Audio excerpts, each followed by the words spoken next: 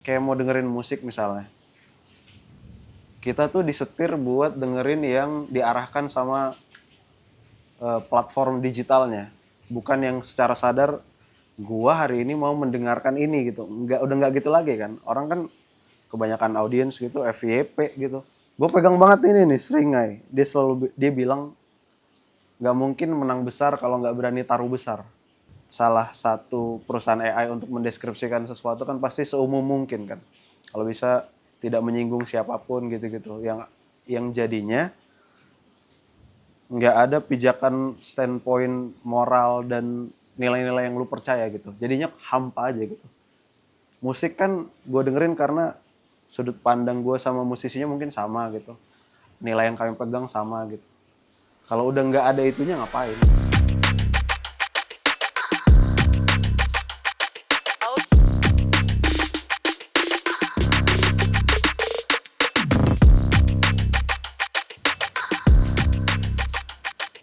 Halo Mas Haris Franky, Halo Kans. selamat datang di Good Talk. Terima kasih sudah mampir. mengundang. Wih, barengan. Apa kabar Mas? Kabar baik. Oke. Baik, agak capek tapi aman. Udah ngopi dong? Sudah. Oke, by the way, Horas ya? Horas bro, Horas. Batak. Walaupun nggak kelihatan ya, Oh, nggak kelihatan. atau orang. Oke. Thank you loh sekali lagi Mas Haris.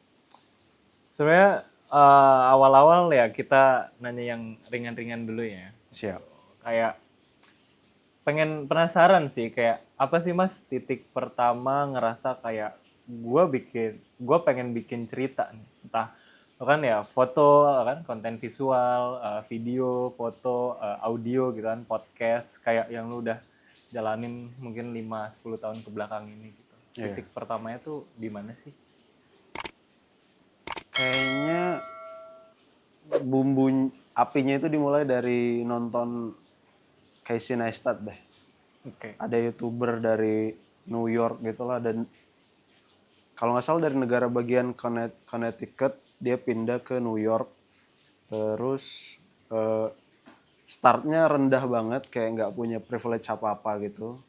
Kerja sebagai dishwasher, nabung duit, punya kamera, ya kayak American Dream gitulah. Gue ngelihatnya di sana bisa ya kayak gitu. Kenapa gue nggak bikin juga di Indonesia gitu. Tapi odds-nya gue lebih gede karena gue nggak ada apa ya, guidance dari orang tua dan segala macam lah. Tapi gue pikir kayak bisa nyari sendiri, toh ada internet dan segala macam. Ngelihat dia bisa kayak gitu, gue jadi kepantik juga. Kayaknya gue juga bisa hidup dari mengerjakan apa yang gue suka gitu. Naif memang, cuman ya yakin aja gitu. Itu kapan? Pas sekolah, SMP, Oh atau itu pas kuliah? kuliah tengah-tengah. Pertengahan kuliah udah tahu kayak jurusannya salah, kayaknya minatnya bukan ini, tapi sudah mengambil jurusannya, terus tanggung jawabnya gimana gitu kan. Ya ketika dihadapkan dengan keputusan ngerjain TA atau gue kerja sebagai fotografer, ya lebih masuk akal sebagai fotografer gitu. Walaupun PR-nya ya meyakinkan orang tua kayak aman, tenang, ini jalan yang pasti jadi kok gitu dari kuliah. Ya. Berarti itu dari Medan ke Jakarta. Dari Medan ke Jakarta. Niatnya sebagai mahasiswa. Tapi ada gak sih dari Medan nih yang lu bawa ke Jakarta gitu? Apa budaya kampung halaman yang ternyata berguna banget nih di dunia lu sekarang? Gue pengen ngejawab iya sebenarnya, cuman nggak ada. Karena mungkin gue tinggalnya di lingkungan yang nggak seragam gitu loh, yang ya depan rumah gue tuh masjid, sebelahnya gereja gitu, dan teman-teman gue semuanya muslim. Bahkan gue waktu masih kecil berharap harusnya gue muslim ya biar ke masjid sama teman-teman gue gitu. Jadi gue sama sekali nggak ada keseragaman atau nilai-nilai yang gue bawa dari kampung tuh nggak ada. Gue terbiasa jadi anomali aja memang dari dulu. Gitu. Oke. Nah selama ini nih Mas, gimana sih cara lu ngebedain konten yang berkesan sama yang cuma berisik? Berisik ya. Berkesan tuh kayaknya ada bobot yang bisa ngegerakin diri lu sih. Kalau berisik tuh kayak semuanya diberitain gitu, nggak tahu ini tepat atau enggak penerimaan informasinya gitu kan. Kalau berkesan kayak gue nularin keberanian ke kalian misalnya tadi gitu, kayak ini yang sudah gue kerjakan, gue tularkan gitu. Itu berkesan kalau menurut gue. Kayak contoh-contoh kontennya Casey Neistat itulah menurut gue berkesan karena ya dia menggerakkan sesuatu tuh di dalam diri gue untuk mengejar mimpi gue gitu. Kalau berisik ya banyaklah homeless media yang asal posting gitu, gue nggak cocok kalau gitu-gitu. Oke, berarti ya lu jalanin selama ini karena lu berkesan sama yang Iya, sebelumnya ya, atau yang lu panutin gitu ya. iya dipantulin. Nah, ini kan sebenarnya nyambung ya Mas sama apa tingkat ketahanan netizen dalam mencerna di sosmed sekarang gitu kan. Kayak mulai dari literasi rendah, tingkat kesopanan rendah gitu. Nah, menurut lo gimana sih si netizen ini terkait mencerna itu? Dan ini kan sebenarnya nyambung juga nih sama pertanyaan kita yang sebelumnya. Kalau gua ngelihat dari kacamata yang napak gini ya, gua ngelihatnya karena memang angka kebahagiaan dan stresnya tinggi banget aja sih. Jadi kayaknya masyarakat yang golongan bawah tuh mencari kebahagiaannya di tempat yang tidak semestinya gitu. Dia di sosmed gitu. Banyak orang yang berusaha untuk membawa lu ke levelnya mereka gitu. Dan iya, kalau mau struktural sih ya pasti salahnya udah banyak lah ya kan, ABCD lah gitu. Cuma kalau misalnya yang paling penting menurut gue sih jangan mencari apapun dari sosial media sih. Eh, yang perasaan kebahagiaan gitu jangan bergantung dari sosmed sih. Kalau misalnya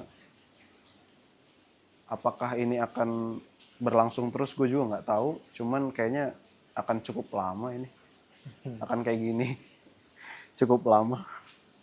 Ya, tapi kan netizen lebih suka yang berisik dari Iya, itu dia. Mungkin karena kemampuan seseorang menilai ini berfaedah atau enggak tuh rendah sekali gitu loh. Banyak orang yang cuman disusupin kayak mau dengerin musik misalnya. Kita tuh disetir buat dengerin yang diarahkan sama platform digitalnya. Bukan yang secara sadar gua hari ini mau mendengarkan ini gitu. Udah enggak gitu lagi kan. Orang kan kebanyakan audiens gitu FYP gitu. Dikasih makan sama platformnya. Mungkin lu butuh ini. Enggak, gue nggak butuh, gue taruh aja gitu. Jadi kesadaran untuk informasi ini perlu apa enggak ya? Itu aja rendah banget. Oke. Terus karena lu apa ngomongin musik tadi ya Mas, gue penasaran sih tentang musik AI. Menurut lo gimana tentang musik AI yang ya tentunya ya balik lagi 2 tahun 2 tahun ke belakang ini yang sangat Iya sih. deng gitu. Baru 3 hari yang lalu tuh ada band AI gitu. Yang kayaknya memang modal prom doang gitu. Ada nama perusahaannya yang bikin. Pas gue dengerin tuh kayak lirik generik gitulah. Kayak nggak ada arti sama sekali gitu. Kayak lu suruh salah satu perusahaan AI untuk mendeskripsikan sesuatu kan pasti seumum mungkin kan. Kalau bisa tidak menyinggung siapapun gitu-gitu. Yang jadinya nggak ada pijakan standpoint moral dan nilai-nilai yang lu percaya gitu. Jadinya hampa aja gitu. Musik kan gue dengerin karena sudut pandang gue sama musisinya mungkin sama gitu. Nilai yang kami pegang sama gitu. Kalau udah nggak ada itunya ngapain? Ya mungkin bisa buat ngisi kesunyian gitu kan. Nggak apa-apa dengerin musik lo-fi atau apa. Tapi jadinya buat suara bising doang. Itu nggak menggerakkan sesuatu untuk melakukan sesuatu yang lo yakini. Balik lagi, lu mau nyari apa gitu. Kalau yang lu cari untuk nyali lu gede, ya lu dengerin lah yang bisa menggerakkan itu. Gue pegang banget ini nih Seringai. Dia bilang nggak mungkin menang besar kalau nggak berani taruh besar. Oke bang, kalau gitu gue gas nih ya gitu.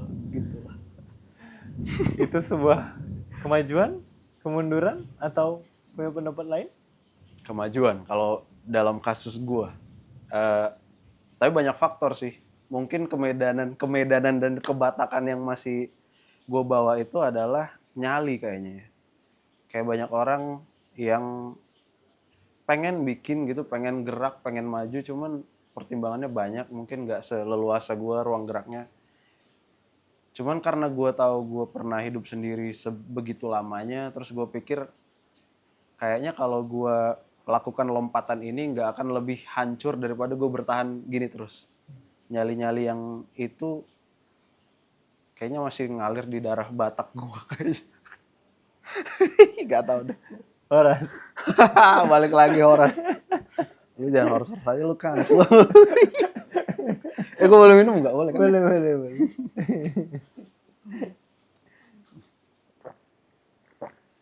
Baru pasang mehel sakit banget. Oh, oke.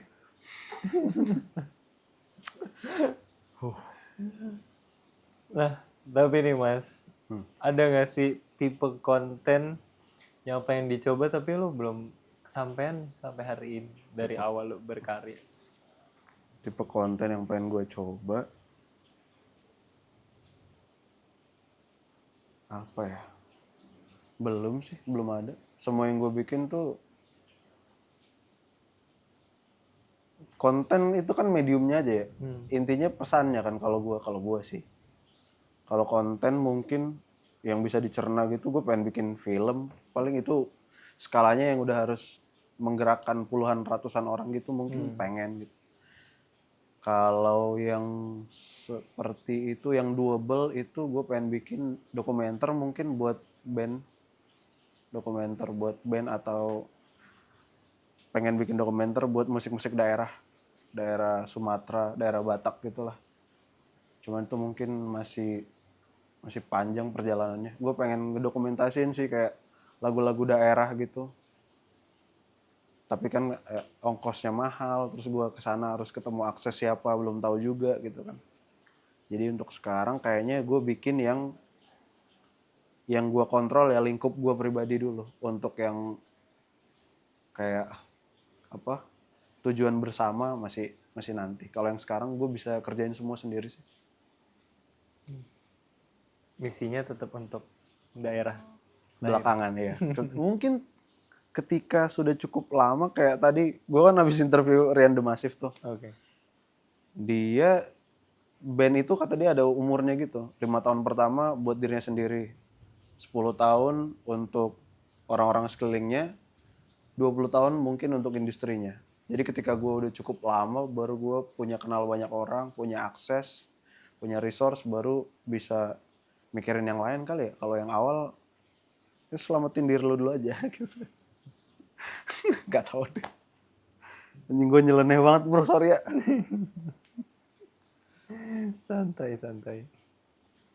Tapi ada nggak bagian yang paling melelahkan gitu, dari proses bikin konten yang ya orang tuh jarang lihat? Bagian paling melelahkan itu tahan dengan netizennya sih.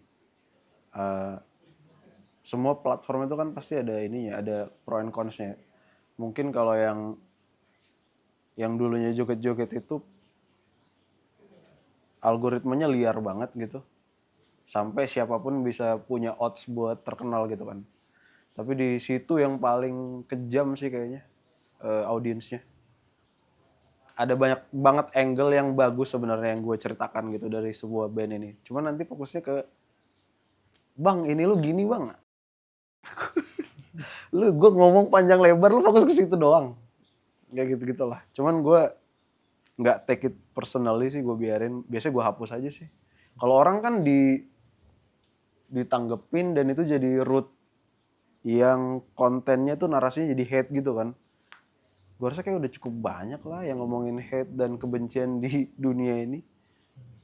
Yang capek justru membuat diri lu ada di dunia maya itu dan membiarkan diri lu dijudge segitu banyak orang random gitu. Itu kayak bagian paling capek dan melelahkan sih. Tapi ketika gue kan juga suka sepedahan ya. Jadi gue ada mental yang gue tahu ini jauh dan melelahkan, tapi gue tahu ini nyampe gitu. Ada itunya, gue suka sepedaan yang 100-200 kilo gitu kan. Jadi kalau misalnya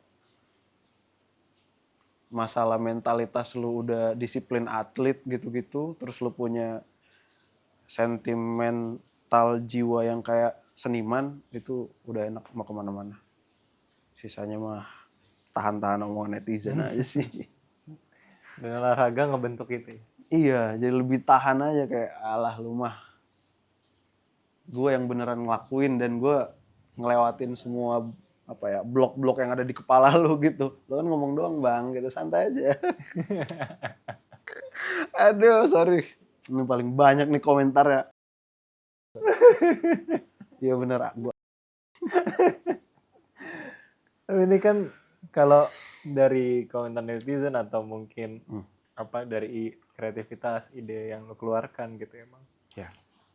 Kayak menurut lo lebih percaya cerita bagus bisa direkam pakai alat sederhana atau alat yang bagus itu bisa menyelamatkan cerita yang biasa-biasa aja.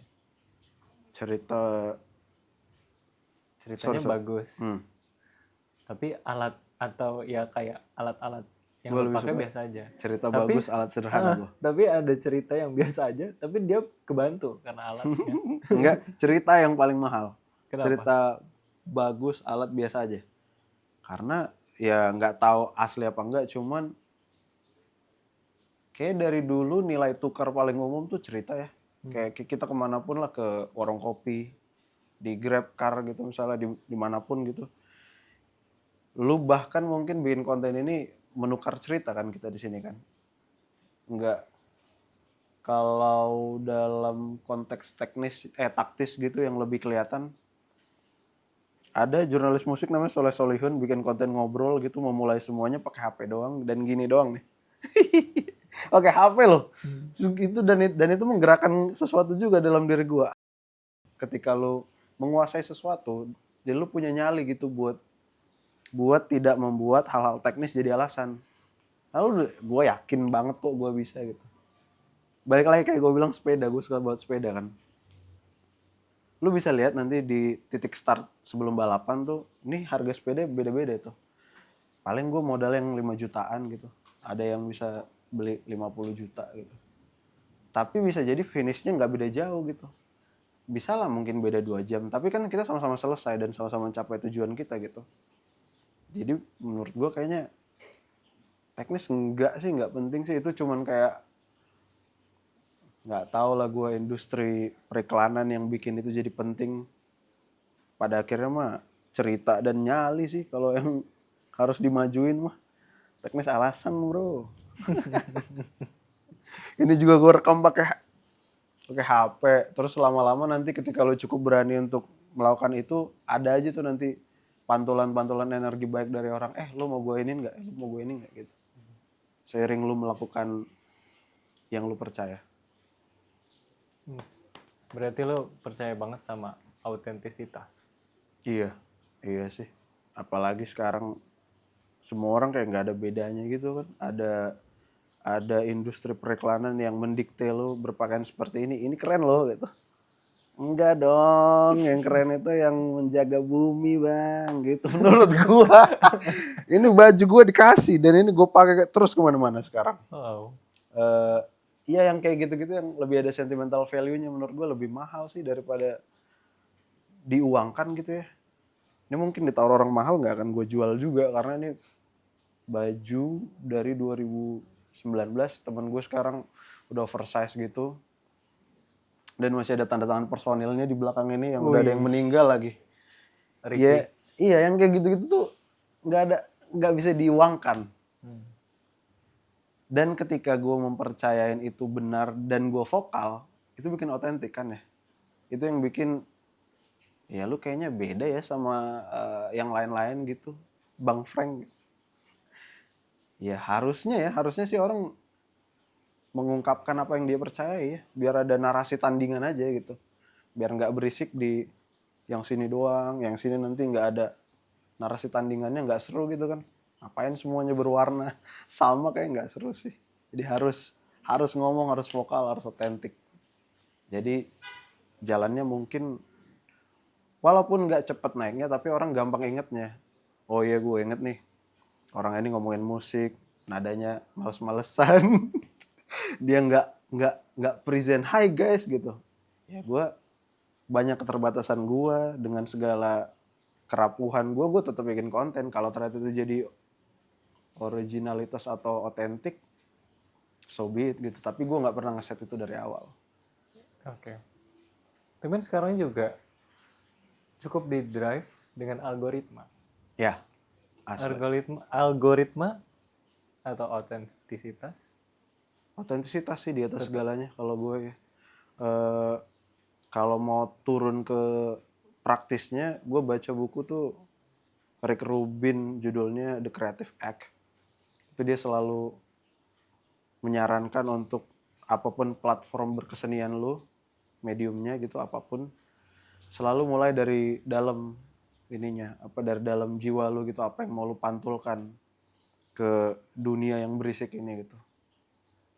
Algoritma kayaknya jadinya lu nanti jadi budak platform kan. Gue rasa dengan gue menjadi diri gue sendiri, ada orang di ujung Indonesia bagian mana akhirnya ngomong, "Bang, makasih ya udah ngomong kayak gini," gitu. Di DM gue sekarang banyak sih gara-gara gue kemarin bikin video yang moodnya kayak agak muram gitu. Mantul energi apa nggak tahu, menggerakkan gue bikin konten kayak gitu, menggerakkan mereka untuk sama, "Bang, gue juga ngerasa stres dan segala macam, makasih udah bikin konten kayak gitu." Akhirnya gue nggak ngerasa sendiri. Udah selesai gue. Selesai. Kalau udah kayak gitu cukup lah. Ngapain? Kalau ngejar-ngejar FYP mah ya ada pedomannya gitu. Cuman lu cukup perlu belajar tekniknya kayak hook lah atau struktur konten lah. Pesan yang mau lu sampaikan itu harus dari dalam diri lu tetap. Itu sih kayaknya. Dan dengan kayak gitu kayaknya nanti yang datang pun yang mirip frekuensinya gitu. Semoga sih, gue sih ngerasanya gitu. Dan terjadi saat ini ya, pantulannya ke Mantulnya GNFI. ke NFI, ke banyak platform aneh-aneh lainnya yang cuman gue hayalin doang tadinya. Ketika gue mulai ngonten kayak, loh kok gini gitu. Mulai yang enggak, yang di mimpi paling liar gue pun nggak kebayang lah. Ternyata mulai enak ya gitu. Jadi kayaknya ketika udah ketemu pattern dan polanya, tinggal diterusin aja kayak nyaman sih gitu. Memang PR-nya nyari polanya sih ya kayaknya. Nah, tapi kalau misalnya algoritma itu bisa diatur sendiri, pengen konten yang kayak gimana yang lebih sering muncul? Atau mungkin yang bisa lo bikin dan lo bisa atur algoritmanya itu? Untuk gua gitu ya. Iya. Kayaknya menyesuaikan sama apa yang gua butuhkan sih. Untuk saat ini karena gua ngonten, gua ngurang-ngurangin sebenarnya buka sosmed. Karena nanti opini gua sama kayak yang lain, konten gua sama kayak yang lain. Kalau sekarang gue batasin, tapi kalau misalnya harus menjawab itu, kayaknya gue pilih yang dibutuhkan. Tapi caranya gimana ya? Pakai chip kah atau gimana? Kayak misalnya, Kita berandai. iya kayak misalnya masa depan gitu. Oh, nih orang lagi telat makan, dikasih FYP ngingetin makan misalnya gitu. Ya walaupun sekarang juga gitu ya. Ya gue mau pesen taksi nih nanti udah dikasih taksi. Udah gitu juga ya. Iya sih. Udah, kalau bisa ada fitur di sosial media yang mengingatkan kalau Anda sudah scrolling 30 menit. Dan itu disesuaikan dengan kemampuan fisik dan mental setiap orang. Kalau bisa. Cuman kan Anda nggak mungkin kayak gitu kan, Mark. Gila lewat. Ini di-cut aja semua. Sorry bang. Enggak. Ini akan menjadi surprise di akhir YouTube-nya. Jadi urusan cut atau enggak, urusan yang belakang. Sorry Gan. Aduh. Nah, Ya. dari nyambung itu, sekarang gua kasih ini deh. Kalau misalnya bisa bikin platform media sosial yang versi ideal lu sendiri. yang keluarga inti aja. Jadi misalnya tante lu semua, ponakan lu semua gitu. Tapi keluarga inti ya, yang kayak bloodline-nya mungkin dari, kan gue Sianturi Bataknya. Sianturi 1 sampai Sianturi 16 tuh keturunannya tahu semua gitu. Yang lokal lah gitu. Tapi memang nggak menguntungkan ya, karena kan gue cuma mau bikin untuk biar roots keluarga gue jelas gitu. Sama mungkin kayak platform cari jodoh gitu, cuman persentase cocoknya harus datang offline registrasi gitu-gitu lah. Kalau gue mikirnya gitu, karena sebenarnya sistem yang paling bagus tuh yang paid itu paling bener sejauh ini menurut gue ya, karena kayak iklannya nggak banyak. Kayak era Facebook awal-awal juga seru tuh, nggak banyak iklannya gitu, yang lu pengen temenan aja gitu kan. Dan jelas lah kalau bisa tujuan lu apa, nyari jodoh, nyari teman, nyari rekan bisnis gitu. Ini udah nyampur semua, abstrak gitu. Ya kelokalan sih kalau bisa jadi narasi besar sosial media. Cuman nggak laku nanti. Jujur, lu menjadi orang yang kedua yang ngomong kayak gini. Oh ya? Sebelumnya ada namanya Ems dan Hums. Itu content creator juga. Dia bilang pet. Oh iya ya. Pet bagus banget sih. Maksimal friend-nya cuman 500 apa gitu kan. Yes. Paling bener. Dan ya udah kan, kayak suka-suka kita aja mau ngupdate kita lagi ada di mana. Mau aneh, musiknya ada juga gitu kan. Paling bener sih pet. Tidak menguntungkan tapi bangkrut. Iya, itu. Aduh. Nah, lu kan sering behind the camera ya, Mas. Tapi kalau lu harus bikin satu video tentang lu yang harus viral, boleh nggak di-spill? Lu pengen kayak gimana, bikin kayak gimana? Udah gue bikin dan viral juga sih. Maksudnya viral dalam artian video pertama gue tuh judulnya Pengangguran 29 tahun yang punya cicilan rumah. Di situ gue pesannya sebenarnya mau ngasih tahu kalau kayak lu bisa ngapain aja sih gitu. Ini tuh titik paling rendahnya laki-laki mengejar aspirasinya gitu. Bottom banget ini. Lu punya cicilan rumah, lu pengangguran, tapi lu tetap memutuskan untuk mengejar ambisi lu gitu. Ya memang ada nilai-nilai lain kayak prinsip nyali yang gua nggak bisa jelaskan ke orang lain gitu. Itu mah harus lu cari sendiri. Kalau memang harus bikin satu video yang viral, sebenarnya itu yang harus gua bikin tuh. Gue pengen ngasih tahu kalau semua limitasi itu kayaknya nggak ada. Itu mah tergantung keyakinan lu sama ngejar mimpi lu aja gitu. Siapapun bisa ngejar aspirasinya. Bahkan gue baca buku tentang otak gitu lah. Sebenarnya otak tuh nggak bisa ngebedain ini beneran terjadi atau di hayalan kita doang. Berarti kan mungkin aja segala macam frekuensi ini berusaha untuk merealisasikan apa yang kita manifesting. Mungkin, gue juga nggak tahu gitu. Tapi itu yang pengen gue bawa kayak, coy kita tuh bisa ngapain aja gitu. Lu yakin aja, cuman memang jalannya jauh, panjang, dan capek. Apakah lu cukup tahan? Nah itu jawab masing-masing lah. Itu kalau boleh, tapi udah gue bikin. Kalau viral yang 100 juta penonton, tetap sama yang gue bikin, kayak tetap itu deh. Tetap itu. Gimana caranya? Yang penting yakin. Iya, cuman jadi sulit karena kayaknya kalau ngomongin kayak gitu tapi nggak melakukan kayak gitu gampang digugat orang kan. Yes. Kayak lu ngomong kayak gini nih ya, Frank ya gitu. Tapi yang lu lakukan di day to day lu nggak kayak gitu kan gampang digugat orang. Yes. Tapi karena gue udah mengebuka semua aib dan batasan dan challenge yang gue punya, gue pikir sekalian aja lu semua tahu gitu. Biar kalau misalnya ini berhasil, ini jadi kisah yang manis. Kalau enggak juga ya gue tinggal balik kampung jadi petani, nggak apa-apa. Wow. Worst case-nya juga harus dipikirin. Toleransi lu juga kayak, Ini duit gue tinggal segini nih, gue balik kerja. Ada gitunya lah, ada plan B-nya lah. Taktis juga. Dan olahraga ngebentuk itu. Asli mas, harus banget sih mas. Kayak itu heal paling berpengaruh buat mental health juga sih. Oke. Iya. Ya gue nggak mau bilang orang yang mentalnya lemah itu cupu atau sakit atau apa, enggak. Itu orang tersesat yang nggak tahu baliknya lewat mana ya buat gue ngebangkitin nyali dan mental gue ini ya. Kalau gue itu tadinya orang yang pemarah, anger management gue jelek banget lah. Terus gue dengerin lagu band ini, terus gue di kosan gue kok gue mau gerak gitu ya, kok gue pengen ngeluarin agresi semua yang ada di dalam badan ini. Gue lompat-lompat, gerak segala macem, tiba-tiba pas beresnya tuh, lah kok enak banget gitu.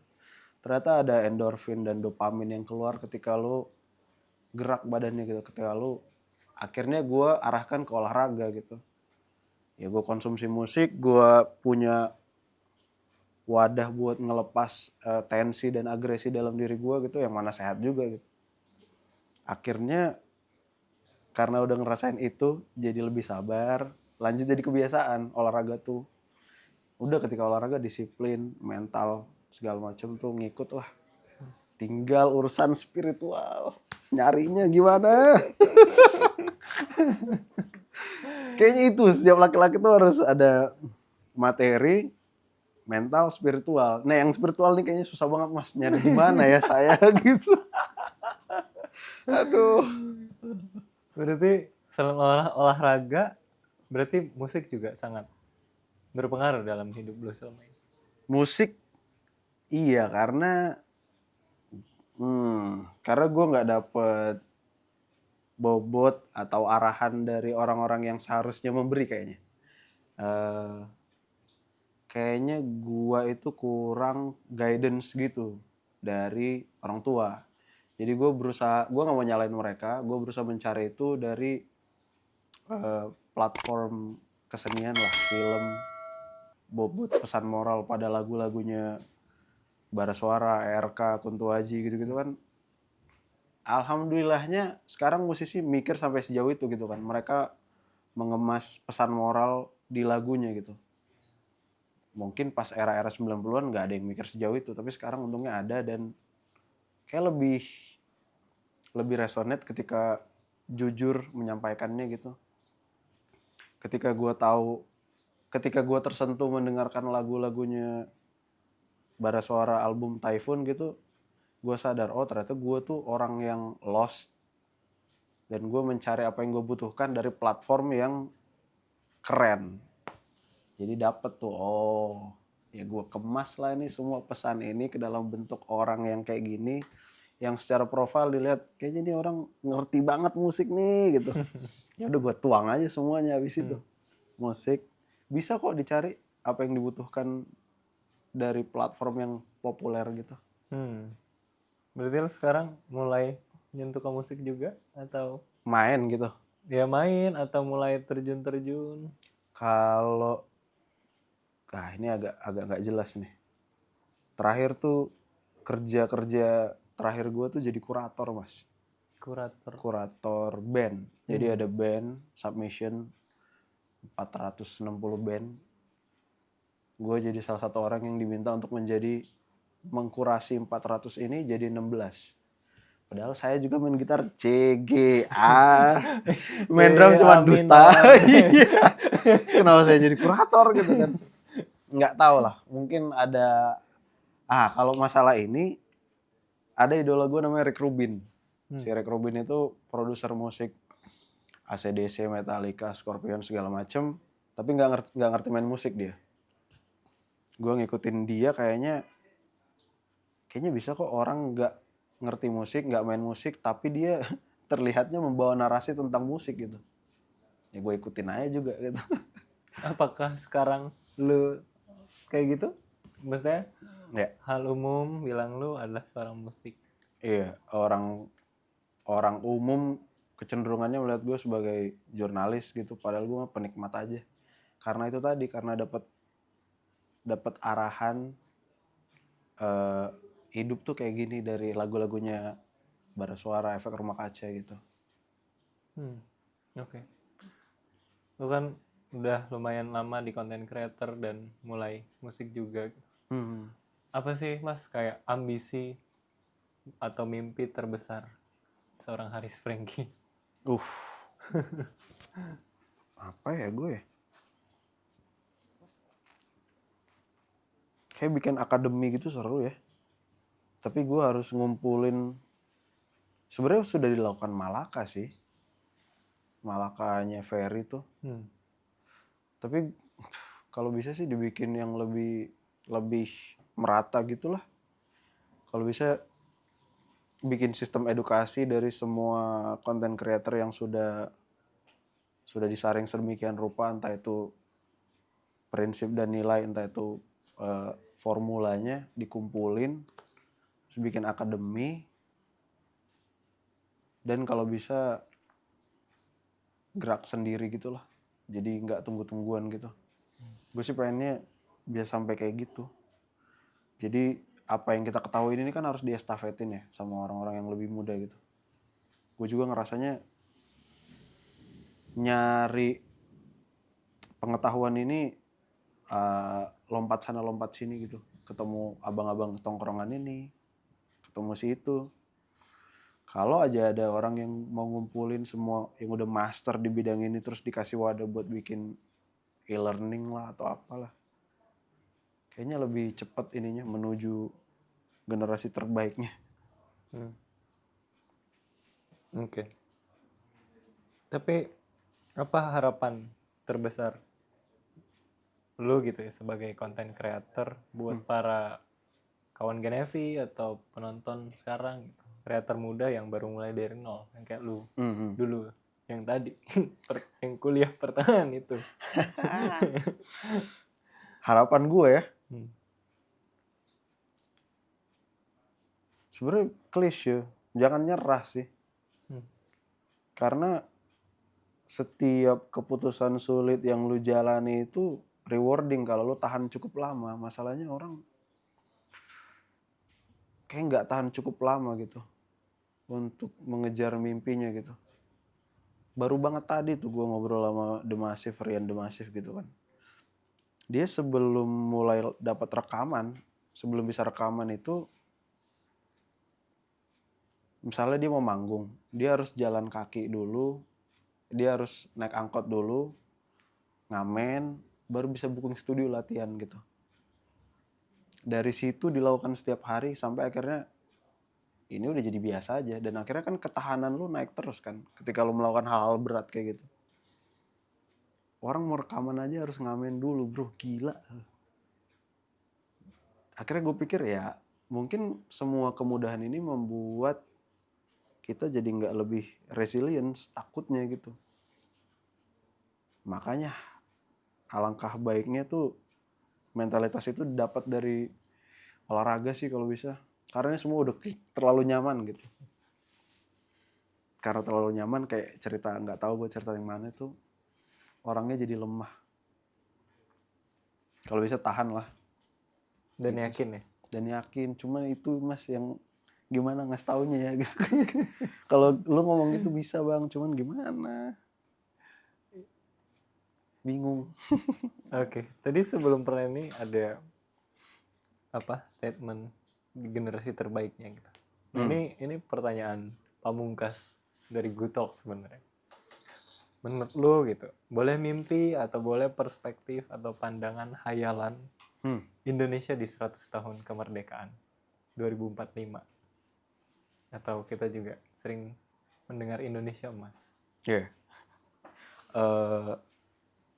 Boleh pesimis atau enggak? Bebas. 2045 tuh sekarang 2025 ya. 20 tahun lagi. 20 tahun lagi. Yang kaum pinggirnya sih mungkin. Kayak orang-orang nggak umum, nekat, akal-akalan, nyari jalan tikus gitu, mungkin kayak gua gini akan lebih banyak dan lebih berani. Tapi untuk jalur-jalur yang tradisional kayak perkuliahan dan yang lebih umum gitu kayaknya keenakan kayaknya ya. Aku sih pengennya seimbang, tapi ya sistem pendidikannya diupdate-nya berapa lama gitu kan. Orang udah ngomongin AI udah taktis gitu, apakah di perkuliahan sudah gitu. Udah diupdate kah kurikulumnya? Sebenarnya kalau dari segi pemerintahan, sistem, infrastruktur, pesimis banget mas, saya ini. Tapi kalau untuk orang-orang yang ngulik di internet, hidup di internet, orang-orang yang habiskan waktu baca Reddit gitu, ya itulah. Itu kayaknya nanti yang jadi liar. Akan banyak orang-orang kayak Rich Brian Oke. yang ngulik, ngabisin waktu di internet, terus dia tahu caranya gitu. Akan banyak orang-orang yang, kalau sekarang kan ketaker ya, orang naik tuh dari mana? Oh ya, orang tuanya A, abangnya B gitu. Ini banyak nih orang-orang yang nggak jelas, yang nyalinya kuat gitu, akan muncul. Dan apa ya, persentasenya mungkin lebih rata aja. Untuk orang bisa lebih berisik dan berbobot gitu pesannya. Kalau sekarang juga gue ketemu orang tuh sering kali, oh ya dia anaknya si A, anaknya si B, anaknya si C gitu. Misalnya jadi musisi, bapaknya dengerin Beatles, Beach Boys dan segala macam, referensinya bagus gitu. Yang kayak gitu-gitu banyak gue temuin. Nanti kayaknya 2045 orang-orang nyeleneh, orang-orang yang memang sudah disiapkan untuk jadi citizen world gitulah. Yang bukan cuman bisa satu bahasa, jadi mudah nyerap informasi dan edukasi dari tempat lain gitu. Kayaknya itu sih akan banyak orang ngakal-ngakalin gitu nanti, yang tahan dan nyari jalan tikus kemanapun. Harapan gue sih. Nggak tahu deh jawabannya perlu cukup jelas atau enggak. It's okay. Kita memang mencari itu juga bareng-bareng. Iya. Ya kita lihat aja 20 tahun atau 2045 itu gimana. Pesimis gue. Yang penting nanti weekend kita olahraga bareng. boleh. Kalian lari ya apa sepeda? Lari. Lu kayak ngeri ya. Hah? Lu kayaknya ngeri pace-nya ya. Enggak. Dari postur sih ngeri. Dari postur. Aduh. Ngelantur banget ya. Tapi sedikit banget. Boleh. Penasaran aja sih. Boleh. Kenapa? Oke, gue bakal balik jadi petani. Oh. Itu adalah, atau kan mungkin aja ya, itu adalah pekerjaan yang mungkin lo impikan atau Mungkin. atau mungkin lo besar di daerah yang itu gitu Iya, kan, iya. yang banyak petani atau sedikit penasaran Petani. sih, tadi kelewat. Iya. Petani tuh gue ngelihatnya mungkin karena udah AI dan segala macam gitu, kerja yang memang kerja kasar gitu ya, jadi esensial lagi. Ya tukang ledeng, ya kerja-kerja yang keras gitulah akan dibutuhkan lagi. Karena udah nggak banyak yang peduli, karena memang ya banyaklah alasannya kenapa orang nggak milih itu. Ya. Tapi gue yakin akan balik ke situ lagi sih. Akan semua orang punya kesadaran untuk sustainable. Gue juga punya cita-cita punya kolam ikan, punya tanah gede gitu-gitu. Wow. Yang self sufficient gitu, off the grid gitu. Nggak hidup di concrete jungle kayak gini. Karena ya semerdeka-merdekanya manusia gue rasa yang hidup tanpa merepotkan orang sih. Bebas gitu. Tergantung sama diri lu sendiri aja. Kayaknya itu kalau udah gitu udah selesai sih. Mau ngapain lagi. Mantap. Jadi petani. Authenticity. Aduh, tanpa iklan rokok ya teman-teman ya. Jangan. Oke, thank you so much Mas Haris Franky Terima kasih Kans. sudah mampir ke studio kami, ke kantor kami. Sehat selalu, lancar, sukses Mas untuk Amin. ke depannya. Terima kasih teman-teman GNFI.